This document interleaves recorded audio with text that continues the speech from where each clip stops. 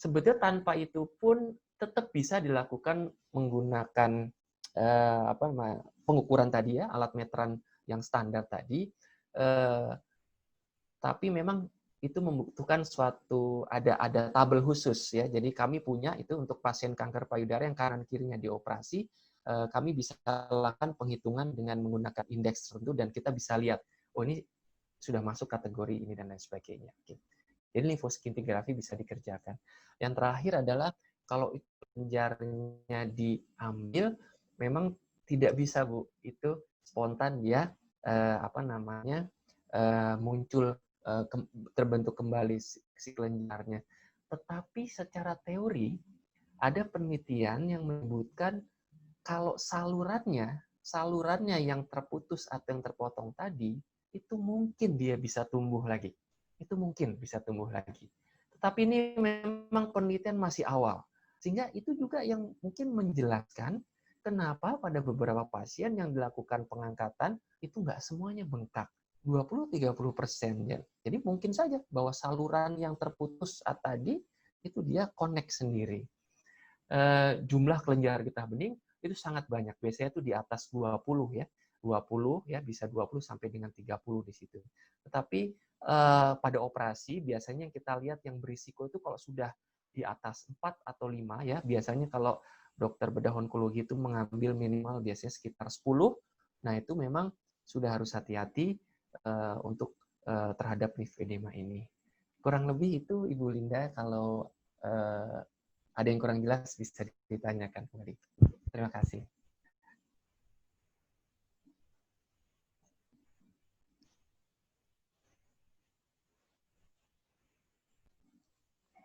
Baik dokter, terima kasih. Ibu Linda sudah cukup? Baik dok. Kami lanjutkan dok ya. Ini ada yang raise hand lagi dok dari Ibu Agustina Hadianti. Oke, Bu Agustina mungkin bisa bersiap-siap dulu dan saya seling dulu dengan satu pertanyaan dari chat box ya dok. Ini ada satu pertanyaan dari Ibu Kiki Sri Rejeki. Jika golden hand mengalami limfadema, apakah akan mempengaruhi tangan yang satunya, seperti akan timbul rasa kebas atau kesemutan dan ngilu? Itu dok. Ya, terima kasih. Baik Ibu, terima kasih. Jadi kalau tangan yang dioperasi atau yang golden hand mengalami lymphedema, maka secara teori tangan yang normal, yang sehat, yang tidak dilakukan operasi atau tidak ada kankernya, itu tidak akan terjadi lymphedema. Cuman yang menjadi catatan begini Ibu, kanker payudara itu bisa menyebar dari satu sisi ke sisi yang lainnya. Itu yang penting diperhatikan. Jadi sering ada kasus begini, operasi di sebelah kanan, lalu tiba-tiba ada benjolan di ketiak di sebelah kiri. Nah, kalau ternyata itu merupakan bagian dari penyebaran kankernya, di mana kelenjar itu membesar dan akhirnya menyebabkan penyumbatan di saluran getah bening, maka itu bisa juga menderita bengkak pada tangan yang dianggap pasien tidak dilakukan operasi. Jadi pesannya adalah secara teori itu tidak bisa menjadi bengkak, tetapi mungkin menjadi bengkak karena proses perjalanan kanker, dan itu harus selalu diketahui oleh pasien untuk selalu waspada. Saya pikir itu. Terima kasih. Baik dokter, terima kasih dok. Baik Ibu Agustina, mungkin sudah bisa bergabung untuk mengajukan pertanyaan.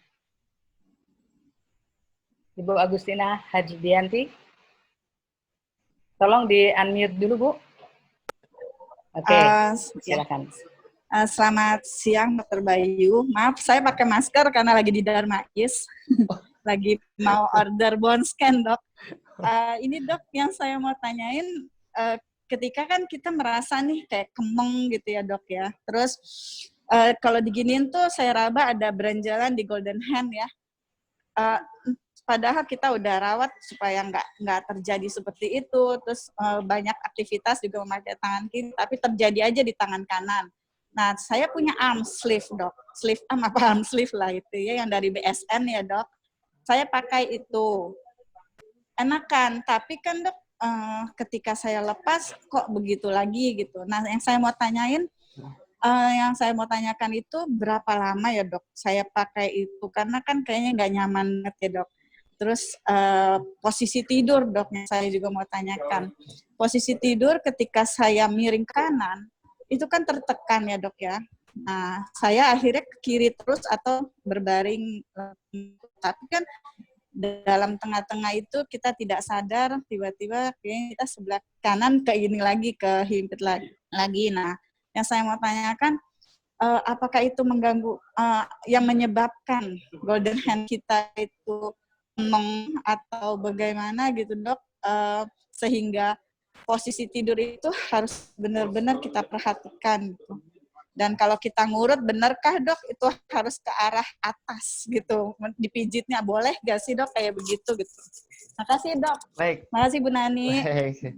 Terima kasih Agustina. Ya, selalu sehat ya. Terima kasih atas pertanyaannya yang baik. Ya, jadi sebetulnya rasa tidak nyaman ini banyak penyebabnya Bu ya di daerah lengan, tidak hanya karena lymphedema. Jadi bisa saja biasanya gini, kalau pada operasi pengangkatan kelenjar getah bening itu area saraf di daerah kulit di atas ini itu yang kecil-kecil itu juga biasanya suka terambil ya, karena memang merupakan bagian dari area tumornya di situ. Nah itu kalau terjadi hal seperti itu bisa menyebabkan rasa tidak nyaman di tangan ya. Nah tapi sekarang dengan berkembangnya pengetahuan tentang lymphedema ini justru yang paling penting itu kita harus lihat dulu apakah keluhan ibu ini memang ada kaitannya dengan pembengkakan tangan. Jadi nomor satu, kalau ibu ingin melakukan pengecekan, dengan mudah bisa lakukan sendiri ya, dengan menggunakan metan tadi, dilihat sudah mendekati 2 cm atau belum, atau jangan-jangan sudah lebih dari 2 cm. Atau yang kedua, kalau mau diagnostik lebih lanjut, bisa kita lakukan limfoskintigraphy di Dharma itu ada, nanti secara lebih detail kita akan bisa evaluasi kira-kira kondisi ini seperti apa gitu ya. Nah, bagus sekali tadi pertanyaan mengenai stocking ya Bu ya, kalau nggak salah jadi penggunaan stocking. Ini yang menjadi masalah sebetulnya. Jadi stocking ini kalau saya boleh simpulkan, memang pada pasien kanker payudara yang berisiko untuk lymphedema itu sebaiknya tetap dipakai. Tapi pemakaian ini tentu harus disesuaikan dengan derajatnya atau stadiumnya. Dan kondisi pada pasien yang flu bisa berubah sewaktu-waktu. Jadi misalnya begini, kalau misalnya satu orang adalah penderita lymphedema stadium awal, mungkin penggunaan stocking ini tidak perlu 24 jam, tapi dikhususkan pada saat aktivitas, ya, aktivitas yang berat, ya, olahraga dan lain sebagainya. Ketika tidur boleh dilepas. Tapi ketika ini merupakan stadium yang lebih tinggi, sudah dilakukan penanganan fisioterapi atau bahkan operasi sekalipun, maka sampai sekarang di dunia ini belum ada yang sepakat untuk berani mengatakan stocking ini harus dilepas pada kasus yang berat ya.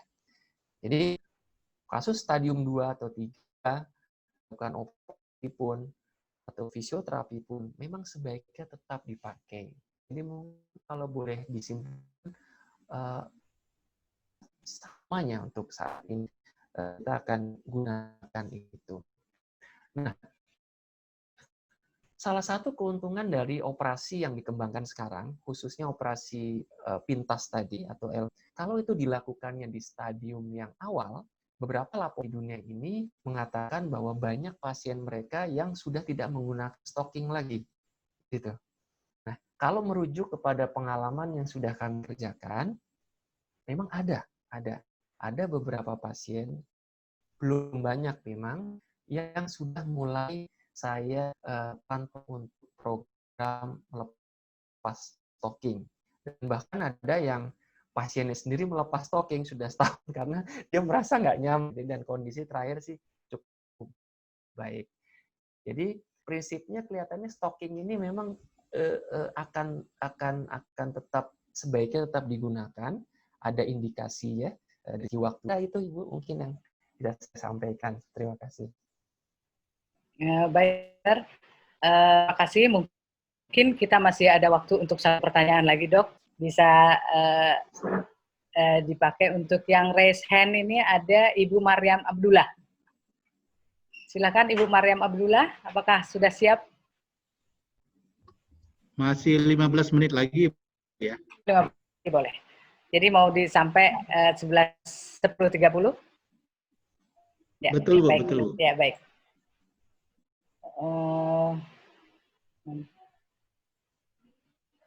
Ini Ibu itu Maria Abdullah belum ada? Oke, Ya, kalau gitu siap. Siap, Ibu. Oh, siap. Mau Siap, langsung, Ibu. Ibu? Baik. Iya. Silakan, Ibu. Assalamualaikum. Waalaikumsalam. Silakan, Ibu. Dokter Bayu, Ya. dengan Dokter Bayu, Ya. akhirnya bisa kenal juga dengan dokter. Saya dapat cerita dari pasien-pasien yang saya dampingi, Dok. Baik banget kata pasien-pasien saya, alhamdulillah. Ini yang saya mau tanyakan, Dok, untuk limfedema itu. Kebetulan kan pasien saya ini kontrolnya masih lama, Dok. Dia merasa nggak nyaman gitu, pegel, kaku, bahkan sakit. Saya nggak bisa buat apa-apa karena memang saya cuma kader biasa, cuma relawan biasa. Paling saya hanya usap-usap gitu, Dok. Ada nggak apa cara, apa semacam relaksasi atau apa yang bisa membuat beliau sedikit nyaman gitu, Dok. Itu yang pertama. Mohon maaf Ibu, ada yang kedua, khusus untuk Yayasan Kanker Payudara Indonesia, saya bergerak di wilayah, Bu. Kebanyakan yang saya temui adalah pada pasien kanker yang kurang mampu.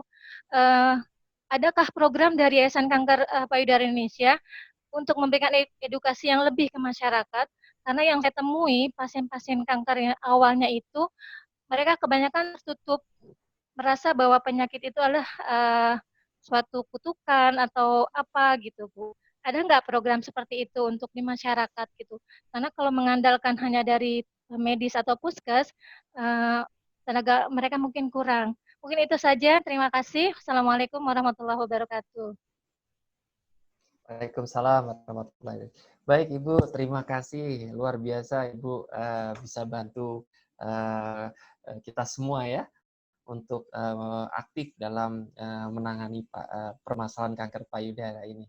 Oke, jadi gini Bu, mungkin satu sebetulnya kalau misalnya Ibu mau khususnya buat saya ya atau buat kami di Darmais, kalau mau kirim langsung saja ya, langsung aja datang ke Darmais, bisa kami lakukan pemeriksaan ya, langsung itu bisa.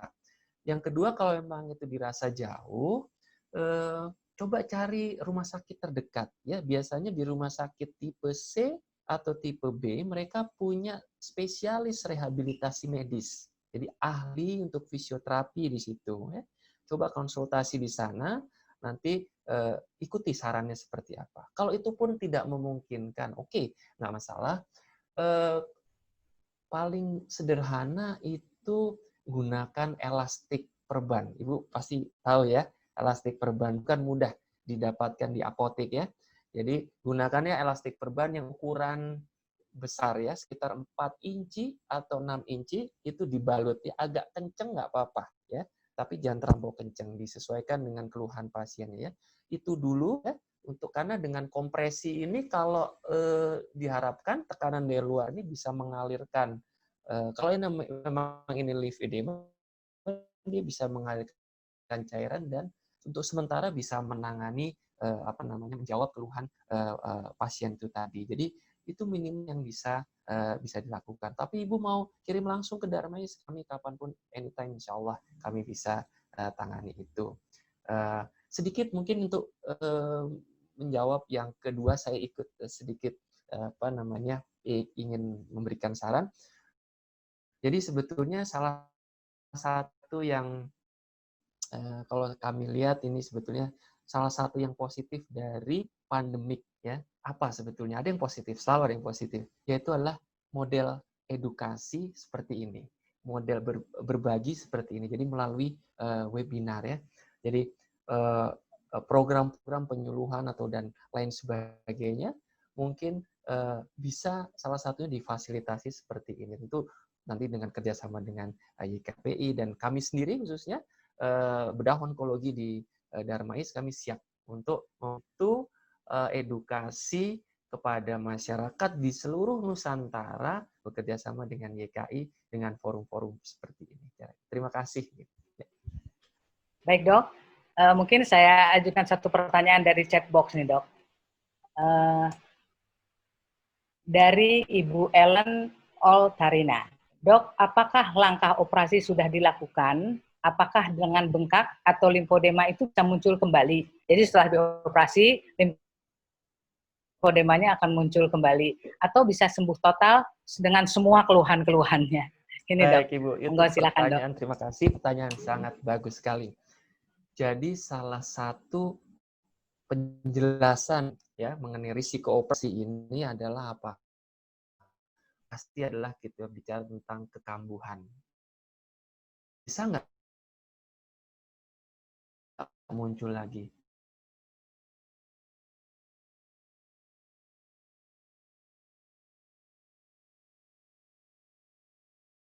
Yang dilakukan operasi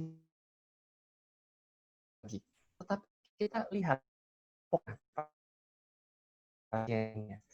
Ternyata kalau kami lakukan analisis ulang, inilah kelompok pasien yang memang di awalnya stadiumnya sudah berat. Jadi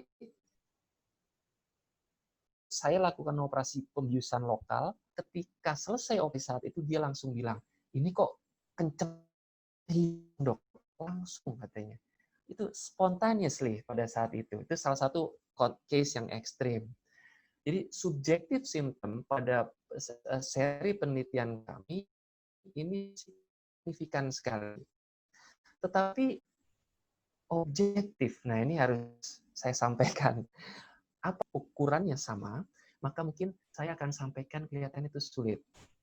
Jadi kalau achievement atau harapannya itu adalah hope-nya itu ada supaya ukuran tangan itu kembali normal sama seperti sebelahnya untuk lymphedema yang stadiumnya tinggi, stadium 2 akhir atau 3 itu sangat sulit. Apa? Karena yang kita kerjakan adalah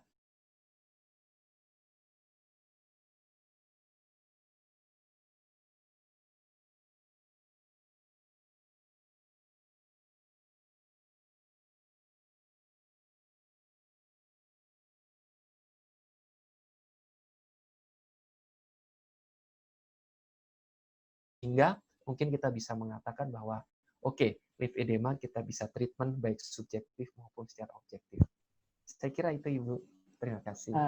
Baik dok, ini juga dengan berjalannya waktu mungkin kira-kira sebelum ditutup ada tips khusus nggak dari dokter nih dok? Untuk kita ini yang baik. Ya dok, monggo silakan. Ya, baik, terima kasih. Baik, jadi satu untuk pasien, untuk ibu-ibu ya, khususnya ibu-ibu ataupun bapak yang mengikuti acara ini yang bukan survivor mungkin, rajinlah periksakan diri untuk deteksi dini kanker. Itu nomor satu. Prinsipnya adalah semakin ditemukan kanker tahap awal, maka efek terapi dan efek samping terapi yang akan dihadapi itu semakin minimal. Dan angka kesembuhannya akan semakin tinggi. Jadi nomor satu, deteksi dini. Yang kedua, untuk ibu-ibu atau bapak-bapak, ya penyintas atau survivor yang hebat-hebat ini semua, mengenai lymphedema. Jadi tolong tetap perhatikan gejala-gejala tadi ya. Ketika Bapak dan Ibu sekalian itu kontrol ke dokter, jangan lupa selalu ingatkan dokternya atau minta dokternya juga selalu mengecek kondisi lengan. Karena itu satu hal yang sering saya pribadi juga dulu mungkin lupa, nggak aware itu. Tapi sekarang ketika pasien datang, saya selalu menanyakan, ada keluhan di tangan atau di kanan yang jadi penting. Early intervention itu akan memberikan the best treatment. Yang terakhir adalah selalu jaga pola hidup sehat, jaga berat badan ideal, tetap beraktivitas normal, dan kita selalu berdoa kepada Tuhan Yang Maha Kuasa agar selalu diberikan kesehatan dan kebahagiaan dunia akhirat. Saya kira itu, Bu. Terima kasih. Amin, terima kasih banyak dokter. Baik, terima kasih. Tak terasa sahabat Vitaping, kita sudah berada di penghujung webinar seri kelima ini. Tapi dok, mohon maaf ini kan pertanyaannya banyak sekali. Jadi mungkin nanti akan diajukan secara tertulis, mungkin dokter bisa menjawabnya juga dan bisa nanti. Bisa. Ya dok ya. Pasti insya Allah. Ya dok, Tentunya banyak sekali informasi penting yang dapat kita dapat hari ini. Sekali lagi terima kasih Dr. Bayu. Pesertanya 190 partisipan nih Dok. Hebat sekali nih yang mau dengar Dr. Bayu.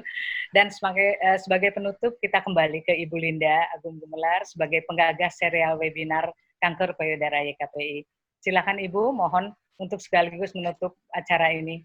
Ya, terima kasih Bu Nani. Kepada Dr. Bayu, kami mewakili Yayasan Kanker Payudara Indonesia sekaligus mewakili para peserta yang dari seluruh penjuru Indonesia ini menyampaikan terima kasih atas penjelasan yang luar biasa dan sangat bermanfaat bagi kita semua. Juga terima kasih kepada Ibu Moderator Bu Nani Firmansyah yang telah membawa acara ini dengan secara menarik. Terima kasih Ibu. Dan saya ingin menyapa, tadi saya lupa sapa, ada di tengah-tengah kita Ibu Ekawati ya. Beliau adalah istri Bupati Tobo Ali, Bangka Selatan. Terima kasih Ibu Ekawati yang telah berkenan ikut di dalam kegiatan kita hari ini. Mudah-mudahan pada acara-acara selanjutnya Ibu tetap bersama kami. Ada kesimpulan dan harapan yang disampaikan tadi oleh dokter, mungkin bisa saya garis bawahi, bahwa pasien kanker payudara merupakan kelompok yang berisiko terjadinya limfedema, ya dok ya. Tetapi ini dapat disembuhkan atau dioperasi apabila dilakukan secara deteksi dini dan intervensi awal. Kemudian juga ini sama dengan masalah breast cancer, harus dideteksi dini aja jalan, sehingga dia di stadium 0, stadium 1 itu masih bisa angka harapan hidupnya semakin tinggi. Kemudian ada harapan baru di era new normal ini, yang kita harus jaga protokol kesehatan dan sebagainya, tetapi ada harapan baru khusus untuk limfedema, yaitu teknik pembedahan kelenjar getah bening sentinel dan mikro atau super mikro.